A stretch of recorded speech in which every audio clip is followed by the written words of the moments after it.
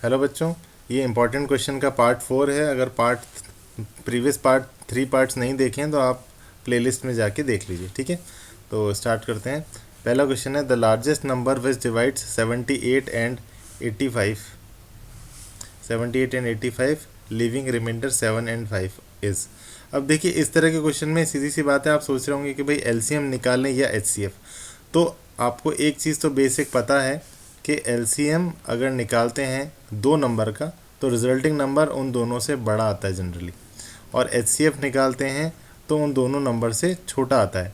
अब यहाँ पे सारे ऑप्शन देख लीजिए, सारे ऑप्शन क्या है, दोनों 77 और 85 से छोटे हैं। तो सीधी सी बात है, हमें एचसीएफ निकालना है। हमें दोनों नंबर छोटे हैं, कम है, इसलिए हमें एचसीएफ निकालना है। राइटिंग थोड़ी बेकार है क्योंकि मैं उल्टे हाथ से मैनेज कर रहा हूँ, राइट हैंड में मेरे फ्रैक्चर है। ठीक है, तो थोड़ा सा मैनेज कर लीजिए। उसके बाद अब इसमें लिखा हुआ है कि जब उस लिखा हुआ भी है कि which divide 77 and 85, leaving remainder 7 and 5 respectively. Respectively का मतलब होता है कि जब 7 से डिवाइड करेंगे तो 7 रिमाइंडर आएगा, 85 से डिवाइड करेंगे तो 5 रिमाइंडर आएगा। ठीक है, तो रिमाइंडर का क्या है एक बार डिस्कस कर लेते हैं। मान लीजिए 7 है, एग्जाम्पल ले रहा हूँ मैं। 7 को मैंने 2 से डिवाइड किया तो 2 3 ज़ा 6, रिमाइंडर आया 1। ठीक है, we can say dividend is equal to divisor into quotient plus remainder, है ना। तो ये 2 से कम्प्लीटली डिवाइड कब होगा, जब हम रिमाइंडर इसमें से माइनस कर दें। जब 1 एलएचएस में आएगा तो ऑब्वियसली 1 माइनस का हो जाएगा, और 1 माइनस का होने पे क्या बन जाएगा, 6, और 6 इस डिविज़र से इजीली डिवाइड हो जाएगा, है ना। तो यही चीज़ कह रहा है कि 77 और 85 का एचसीएफ निकालेंगे तो गलत आंसर आएगा। हमें 77 में से ये 7 माइनस करना पड़ेगा, तब जो आंसर आएगा वो, और 85 में से 5 माइनस करना पड़ेगा, तब जो नंबर आएगा वो। इन दोनों का हमें एचसीएफ निकालना पड़ेगा। ठीक है, आई होप मैं समझा पा रहा हूँ आपको इजीली। ठीक है, सो हम जस्ट मिनट ये करने वाले। सो 77 में से 7 माइनस करने पे मिला 70, और 85 में से 5 माइनस करने पे मिला हमें 80। इन दोनों का एचसीएफ निकालना है, तो एचसीएफ निकालना जानते हैं हम। ठीक है, अब ऑब्वियसली दिख रहा है भाई, सीधा 10 से जा रहा है दोनों। 10 7 ज़ा 70, 10 8 ज़ा 80, तो इन दोनों का एचसीएफ क्या आ गया, 10। 10 हमें दिख रहा है ऑप्शन बी। ठीक है, ईजी है। चलिए, क्वेश्चन नंबर 2 थोड़ा डिफरेंट है, ध्यान से समझिए। एक बार आप पॉज करके पढ़ लेना, है ना। आप देखेंगे कि हमें कुछ समझ में ही नहीं आ रहा है कि भाई इसमें करना क्या है, गिवन ही नहीं है कुछ ढंग से। तो इस तरह के क्वेश्चन को हमें थोड़ा सा ऑब्जर्व करना पड़ता है, तब जाके हमें इसका आंसर मिलता है। एक बार आपने अगर ये क्वेश्चन कर लिया तो क्वेश्चन एग्ज़ाम में आपको सिर्फ याद रखना है, अभी इसका आंसर ये है, तो आप कर देना। इसको समझा मैं देता हूँ, ताकि ऐसा ना हो कि आप सोचो कि यार रटना, मैथ्स में रटने का काम नहीं, समझ में आना चाहिए। सो लेट्स सी क्या बोल रहा है। If 3 is a least prime factor of a number A के बारे में हमें कुछ नहीं बोल रहा है, and 7 is the least prime factor of number B के बारे में भी कुछ नहीं बोल रहा है, then the least prime factor of A and B is, ये हमसे पूछा गया। ठीक है, सो इसके लिए थोड़ा ऑब्जर्व करना पड़ेगा, मैं आपको बता रहा हूँ। जैसे कि 2 है, 2 को मैं 2 इंटू 1 लिख सकता हूँ, और we can say least prime factor 2। 3 को मैं 3 लिख सकता हूँ। थोड़ा टाइम लगेगा इस क्वेश्चन में, एक बार ध्यान से समझ लो आप, अच्छा क्वेश्चन है। 5 को मैं 5 लिख सकता हूँ। 6 के फैक्टर करूँगा मैं 2 इंटू 3 लिख सकता हूँ। 7 को सिर्फ मैं 7 ही लिख सकता हूँ। 8 को मैं 2 इंटू 2 इंटू 2 लिख सकता हूँ, प्राइम फैक्टर्स, है ना। यहाँ पे प्राइम फैक्टर की बात हो रही है, prime factor prime factor prime factor, इसलिए हम प्राइम फैक्टर से ऑब्जर्व कर रहे हैं। 9 को मैं 3 इंटू 3 लिख सकता हूँ। 10 को मैं 2 इंटू 5 लिख सकता हूँ। 11 एज इट इज़ रहेगा। 12 4 3 ज़ा 12। 13 एज इट इज़ रहेगा। 14 2 इंटू 7, है ना। 15 3 5 ज़ा 15। अब देखिए, लिखने का जो ऑर्डर है वो मैं कैसे लिख रहा हूँ, पहले स्मॉलर फिर ग्रेटर, स्मॉलर स्मॉलर फिर greater, smaller greater smaller greater. ठीक है, लिखने का भी थोड़ा सा यहाँ पे है। 16 को मैं 4 स्क्वायर तो है, लेकिन हम प्राइम फैक्टर लिखना चाह रहे हैं, तो ये 2 इंटू 2 इंटू 2 इंटू 2 हो जाएगा, है ना। 18 का 3 2 into 3 into 3, 19 prime number as it is, 22 into 2 into 5, ठीक है। 21 का 3 7 ज़ा 21, ठीक है। 22 का 2 into 11। अब देखिए, अब हम ऑब्ज़र्व करेंगे।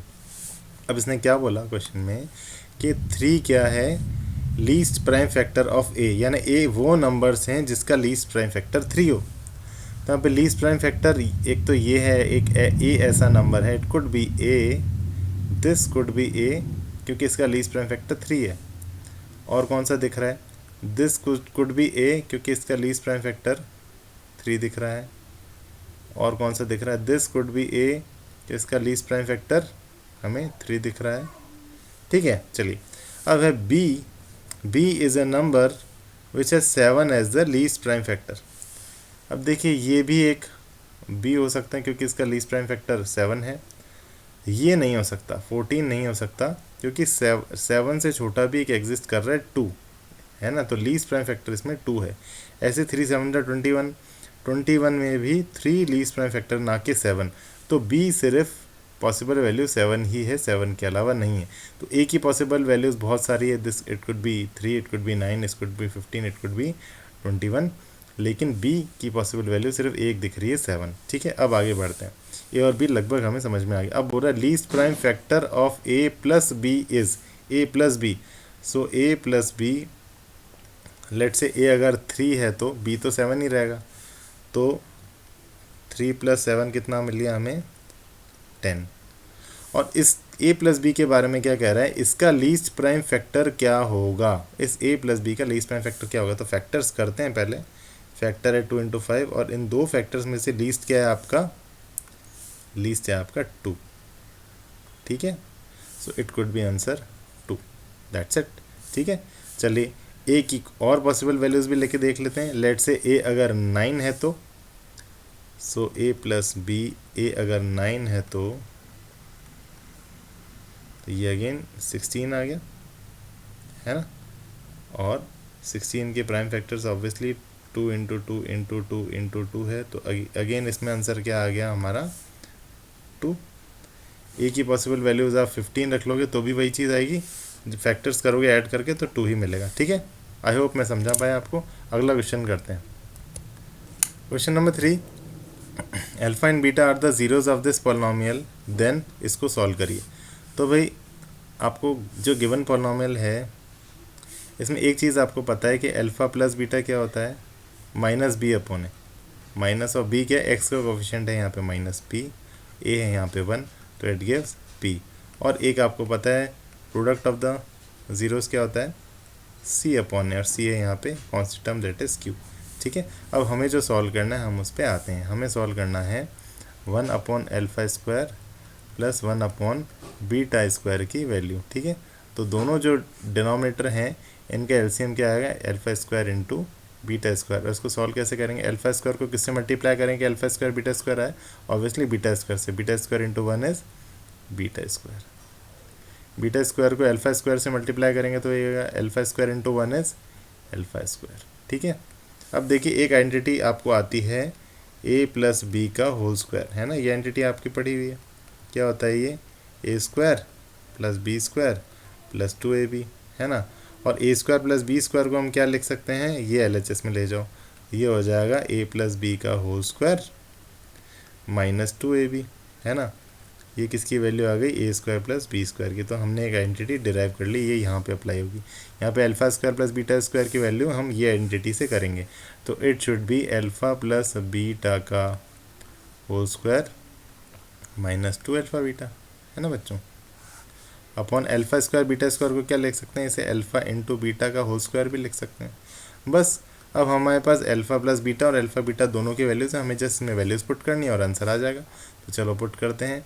तो it would be P square minus 2q upon Q square. Match करें, ओके।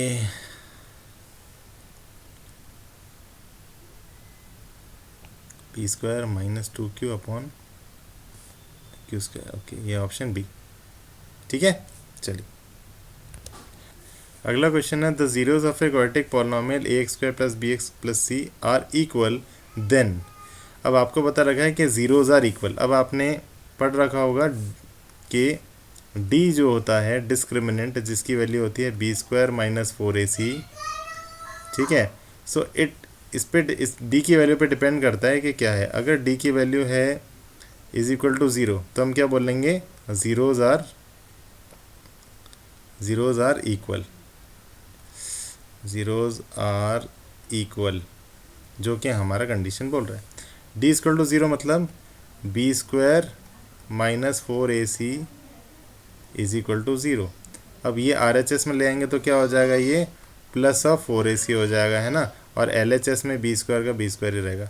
अब देखिए ये कंडीशन फुलफिल होगी तब क्या होगा, roots are equal, zeros are equal.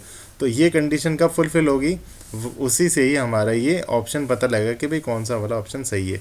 सभी में देखिए सी या बी में रिलेशन है या ए और सी में रिलेशन है। अब देखिए ए और सी को ऑब्जर्व करिए, LHS में क्या है, बी का स्क्वायर। ऑब्वियसली बी की कोई भी, एक सेकेंड, ऑब्वियसली LHS में बी की जो वैल्यू है वो कुछ भी रख दो, आप बी की वैल्यू कुछ भी रख दो, स्क्वायर होने पे LHS क्या हो जाएगा, हमेशा पॉजिटिव, हाँ या ना। और RHS में ए और सी की वैल्यू इस तरीके से होनी चाहिए सच दैट कि वो भी पॉजिटिव आए, तभी तो ये इक्वल होंगे दोनों, LHS टू RHS। और RHS में पॉजिटिव कब होगा, या तो ए और सी दोनों नेगेटिव हों तो माइनस इंटू माइनस प्लस हो जाएगा, या फिर दोनों ही प्लस हो, ठीक है। ए और सी दोनों प्लस होगा तो भी पॉजिटिव आएगा, या दोनों नेगेटिव आएगा तो ही पॉजिटिव होगा। यानी दोनों के साइन क्या होने चाहिए, सेम, ए और सी का साइन सेम होने चाहिए। देखिए आंसर कहीं पे है क्या, देखिए ये ऑप्शन डी क्या बोल रहा है, सॉरी ए एंड सी, ये रहा option C and A have same sign, A और सी का सेम साइन होगा तभी ये कंडीशन फुलफिल होगा, ठीक है। तो इसका आंसर है ऑप्शन नंबर सी, ठीक है, समझ में आया। Question 5, if one of the zeros of the cubic polynomial is -1, ठीक है। जैसे ऑब्वियसली एक क्यूबिक पॉलिनोमियल है, क्यूबिक पॉलिनोमियल कितने जीरोज होते हैं, 3, अल्फा बीटा एंड गामा, 3 होते हैं। मान लीजिए गामा की वैल्यू आपको गिवन है -1, बोल रहा है ना, if one of the zeros, तीनों में से कोई एक की वैल्यू है -1, then product of the zeros, product of the other 2 zeros is, यानी अल्फा इंटू बीटा की वैल्यू बताइए। ऑब्वियसली इसमें क्या जानते हैं अपन कि alpha into beta into gamma क्या होता है, minus of this upon this, है ना, minus of constant term upon coefficient of x cube, तो ये हो जाएगा -c/1, है ना। Product of the zeros cubic polynomial क्या होता है, constant term minus of constant term upon coefficient of x cube, ठीक है। अब गामा की वैल्यू हमें गिवन है, तो गामा की वैल्यू -1 रख देते हैं, RHS में -c है। अब देखिए माइनस से माइनस कैंसिल, तो अल्फा बीटा की वैल्यू क्या आ गई हमारे पास, c, ठीक है। तो product of the other 2 zeros की वैल्यू आ गई c, लेकिन ऑप्शन में देखेंगे तो c कहीं पे भी नहीं मिलेगा, c नहीं है। The answer is in terms of a and b। तो अब थोड़ा सा हमें और काम करना पड़ेगा, हमें एक्चुअली c पूछा है इन टर्म्स ऑफ ABC, अब वो कैसे आएगा। देखिए एक चीज़ आपको बता रहे कि if one of the zeros is -1, किसी भी पॉलिनोमियल में, किसी भी पॉलिनोमियल में f ऑफ x क्या होता है, जैसे कि मान लीजिए ये ax प्लस b है, कोई भी एक, अभी तो लीनियर पॉलिनोमियल ले लिया मैंने। तो अगर इसका एक ज़ीरो है, लेट से 1, है ना, तो f ऑफ 1 जब एक x की जगह 1 पुट करेंगे तो हमें आंसर क्या आना चाहिए, 0। ऐसा पढ़ा है ना अपन ने कि पॉलिनोमियल में अगर 0 की वैल्यू पुट करते हैं तो हमें पॉलिनोमियल फाइनली क्या मिल जाता है, हमें 0 मिल जाता है। तो वो चीज़ यहाँ पे अप्लाई होगी, ये प्रॉपर्टी हमने 9th क्लास में पढ़ी थी, है ना, ठीक है। तो ये प्रॉपर्टी हम अभी अप्लाई करेंगे यहाँ पे। f ऑफ x क्या दे रखा है, ये cubic polynomial, that is x³ plus ax square plus bx plus c, है ना। और एक ज़ीरो दे रखा है -1, तो इफ़ इस x की जगह -1 पुट करेंगे, f ऑफ -1 पुट करेंगे तो इस पूरी पॉलिनोमियल की वैल्यू क्या आ जाएगी, हमारे पास 0 आ जाएगी। तो x की जगह -1 पुट करते हैं, क्यूब है, प्लस a इंटू -1 का square plus b into -1 plus c ठीक है। -1 का क्यूब क्या होता है? -1, ये ए -1 का स्क्वायर 1, +1, ये -b और ये c। ठीक है। आपको क्या चाहिए था? अल्फ़ा बीटा की वैल्यू चाहिए थी जो कि है c। आपको c चाहिए तो c एज इट इज़ रहने दो, बाकी सब RHS में ले आओ। तो ये हो जाएगा 1 -a + b। तो अल्फ़ा बीटा की वैल्यू क्या हो गई? जो कि c क्या हो गई है? 1 -a + b। देखते हैं आंसर कहीं है क्या? ये देखिए ऑप्शन ए, 1 -a + b। ठीक है बच्चों, इजी है। चलिए, आपको पसंद आए तो प्लीज़ सब्सक्राइब करिएगा। थैंक यू, फिर मिलते हैं।